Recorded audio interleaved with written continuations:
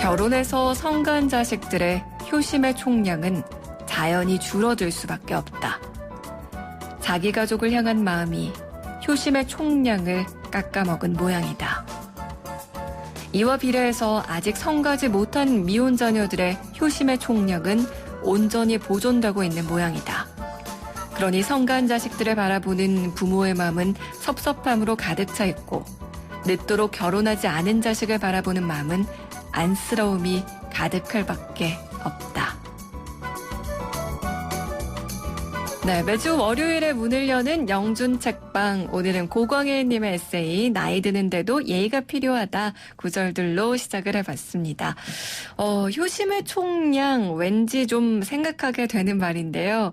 영준 책방 책 주치 중앙대학교 문헌정보학과 남영준 교수와 함께 이야기 나눠보겠습니다. 안녕하세요, 교수님. 안녕하세요. 네, 교수님 일단요 매번 이렇게 책 처방을 해주시잖아요. 그때마다 이거는 저와 너무 이제 몰입이 돼서 이렇게 처방을 해봤습니다. 요거는 저랑은 너무 다른 상황이라서 철저히 배제하고 책 처방을 해봤습니다. 뭐 이런 이야기들 해주시는데 교수님의 개인적인 책 취향도 좀 궁금하거든요.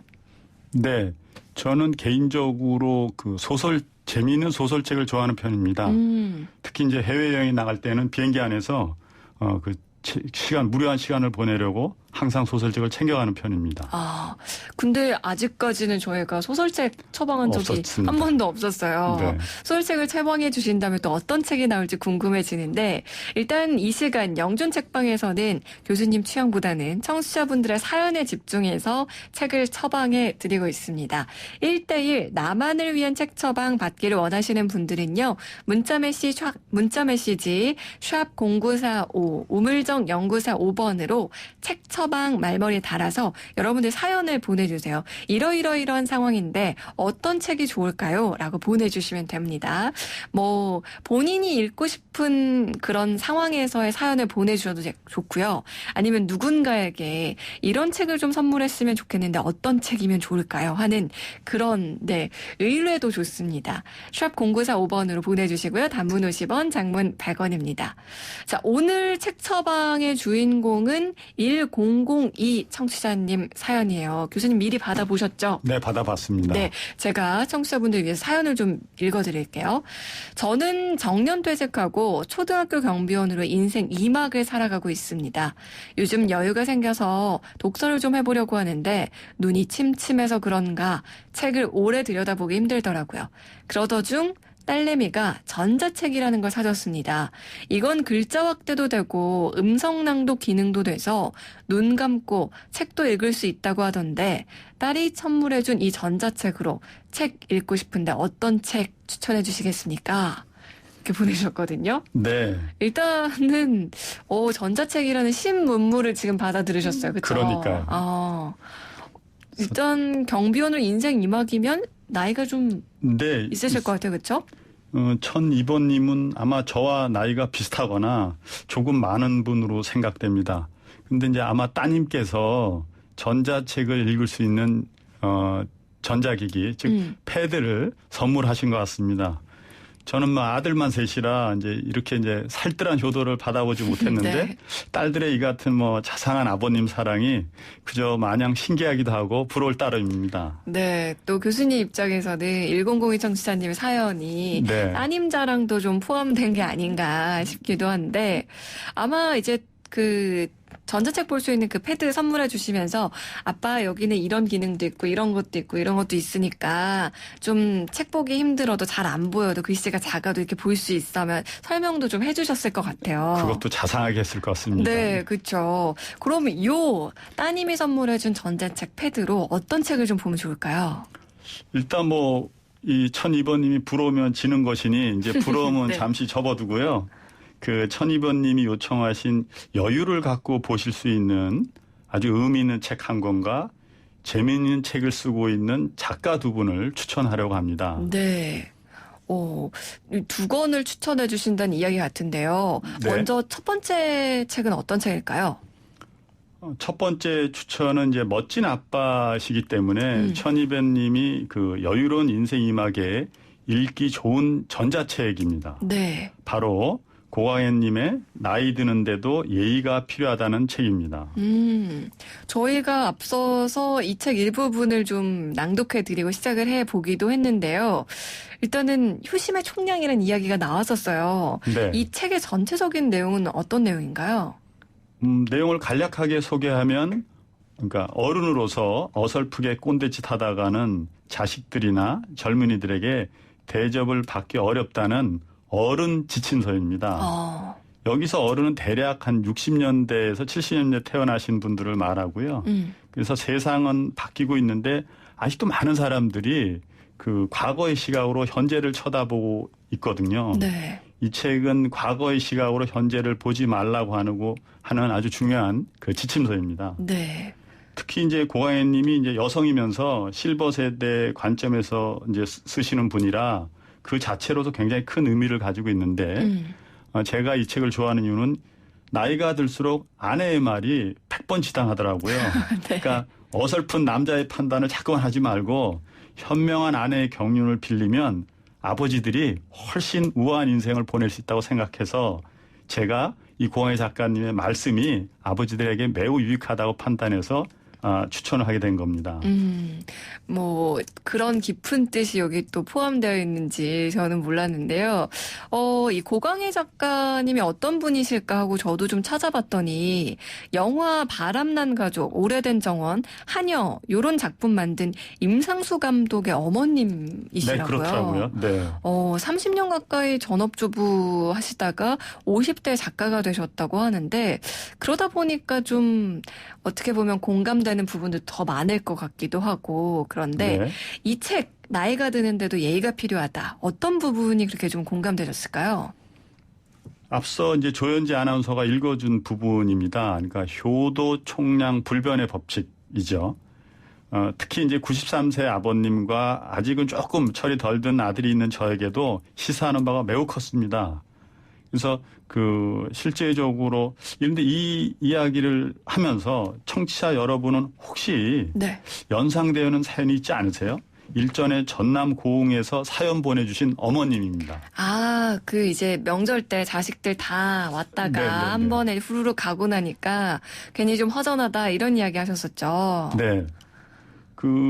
이 책을 쓰신 이제 고광현 작가님과 이제 사연 보내주신 분은 만난 적도 없는데 어쩌면 이렇게 어르신들의 고민들이, 마음들이 똑같을까.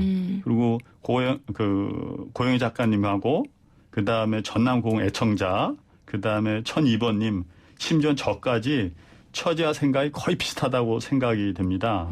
그런데 제가 1002번님께 이 책을 처방한 이유가 이 책 읽으면서 이렇게 어른이 된다는 거는 현명할 필요도 있구나 라고 아주 자세히 예를 들어서 설명한 방법 서설이기 때문입니다. 네. 그래서 젊은 세대에게 나를 이해하라고 강요하지 않고 내가 젊은 세대를 이해하는 방법을 아주 현실적으로 설명이 잘 되어 있습니다. 네. 그래서 1002번님이 인생 이막에서 여전히 활동적이고 깨어있는 아버님이 되기를 바라는 마음으로 이 책을 제 첫 번째 처방으로 추천합니다. 물론 전자책으로도 출판되어 있습니다. 네.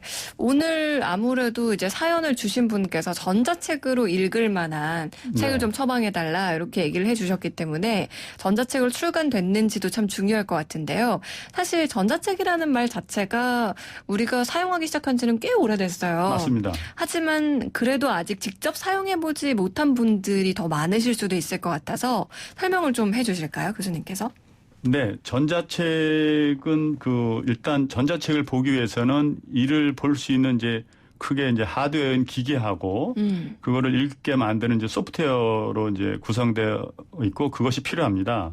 그래서 일반적으로 이제 전자책을 읽기 위한 하드웨어의 의존성 그리 크지 않습니다. 그러니까 네. 컴퓨터이건 태블릿이건 아니면 핸드폰이건 모두 전자책을 볼 수 있습니다. 네. 그렇지만 이제 전자책을 출판해서 서비스하는 회사에 따라서는 회사별로 어플 즉 소프트웨어를 깔아야 되기 때문에 그 기기에 대해서는 아주 의존성이 별로 없죠. 그러니까 어떤 거라도 다 볼 수 있지만 네. 그 전자책을 제공하는 서비스 회사별로는 나름대로 약간의 의존성을 갖고 있습니다. 그점 조금 불편하더라도 이 전자책 어플을 까는 게 그리 크게 어렵지 않기 때문에 네. 누구나 쉽게 전자책을 접할 수 있습니다. 그리고 지금 기복이님께서 유튜브 댓글창으로 질문을 하나 주셨는데요. 네. 교수님, 그 전자책 읽을 때는 종이로 된 지류책보다 재미가 좀 없게 느껴지신다고. 그러면서 교수님도 그런 느낌이시나요? 이렇게 물어보셨는데. 감사할 따름이죠. 뭐냐면 이제 도서관이 존재하는 이유도 그런 건데요. 그러니까 만져지는 책이라는 그 만져진다는 의미가 실제적으로 전자책이 주는 디지털이 주는 어떤 힘보다 재미보다 훨씬 큽니다. 그래서 저는 뭐 이런 말씀들이 좀 애매하지만 아직은 디지털보다는 만져지는 책을 더 선호하는 편입니다. 아무래도 이제 종이를 손으로 이렇게 넘겨가면서 책을 그렇습니다. 보는 그 재미는 전자책은 확실히 좀 덜할 것 같긴 한데요. 도서관에서도 근데 전자책 빌려볼 수 있나요? 일단 뭐 단순하게 말씀드리면 모든 공공도서관에서는 전자책을 대출해주고 있습니다. 네.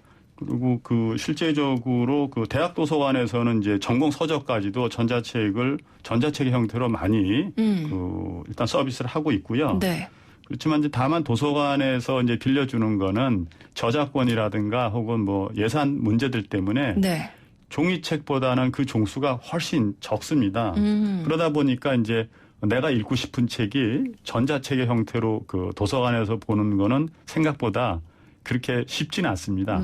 그래서 이제 지금 이제 사연 보내주신 분처럼 따님이 이제 패드 사주시면서 전자책을 아마 제 생각에는 이제 도서관보다는 구매나 구독하라 그렇게 얘기하시는 것 같습니다. 그렇군요. 그래서 요즘에 전자책 구독할 수 있는 어떤 사이트나 이용권들이 또 많이 출시되고 있는 게 아닐까 뭐 이런 생각도 드는데 사실 지금 따님이 1002 청취자님께 전자책을 선물해 준 가장 큰 이유가 이것 때문이었을 것 같아요. 책 글자가 이제 노안이 와서 너무 작게 보이니까 불편해서 그걸 좀 글자를 확대해서 보기 쉬운 게 전자책이라서 이걸 선물해 주신 것 같은데 한국도서관협회에서 또 이런 분들을 위해서 사업을 또 진행하신다면서요? 네, 저희 한국도서관협회에서는 이제 큰 할자본 사업이라는 걸 하고 있습니다. 그래서 매년 인기 있는 책들을 이제 엄선해서 20권 정도의 시중에 나와 있는 책들을 선택해서 그것을 이제 1.5포인트, 그러니까 기존 할자의 1.5배 정도 되는 크기로 우리가 책을 만들어내고 있습니다. 그래서 한 20권 정도 저희들이 이제 뭐 매년 좀 다릅니다만 한 20권 내외의 큰 글자 책들을 찍어내고 전국에 한 1,050개 정도 되는 공공도서관에 이를 무상으로 배포하고 있습니다. 그래서 지금 오늘 말씀드린 이제 고영애님의 나이가 드는데도 예의가 필요하다는 이 책도 2016년에 우리 협회에서 큰 글자 본으로 만들어서 공공도서관에 이미 배포가 된 책이기 때문에 오늘 뭐 1002번님도 공공도서관에 가셔서 이 책을 한번 빌려보시는 것도 어떠실까 싶습니다. 네, 직접 책을 또 갖고 오셨는데 한번 좀 펼쳐서 여기 카메라에 한번 보여주세요. 일단 보이는 라디오의 아주 특징입니다. 그래서 제가 이렇게 이 책이 지금 글자도 크잖아요. 네, 아마 화면으로도 직접 잘 보이실 것 같아요. 않을까요? 그래서 글자가 일반 책보다 훨씬 크기 때문에 뭐 어르신이나 저시력자들에게 큰 의미를 갖고 있고 인기도 많습니다. 네. 그러니까 사실 이제 노안 오기 시작하면 돋보기 보고 책 봐야 돼서 힘들다 하시는 분들은 지금 공공도서관 인근에 가셔서 이 큰 활자본을 가지고 빌려 보시는 것도 좋을 것 같아요. 자, 이 고강희 작가의 나이 드는데도 예의가 필요하다. 이 첫 번째 처방책이었고 두 번째 처방책은 뭘까요? 네, 1002번님을 위한 두 번째 책 처방은 재미있다는 관점에서 소설 처방을 하려고 합니다. 드디어 소설책이 나왔네요. 네. 제가 영준 책방을 맡으면서 청취자들의 사연에 대응하다 보니까 어쩔 수 없이 좀 이렇게 격려하는 의미에 위로하는 의미에 이제 에세이나 산문, 짧은 글 위주로 책 처방을 하였습니다. 네. 그래서 앞으로도 일단은 이제 그런 어떤 사연에 대응하기 위해서는 에세이나 짧은 글 위주의 어떤 소설이라든가 혹은 단편집이라든가 에세이가 되겠지만 간혹은 조금은 무겁고 양이 좀 많은 소설 같은 책도 처방을 하려고 합니다. 네.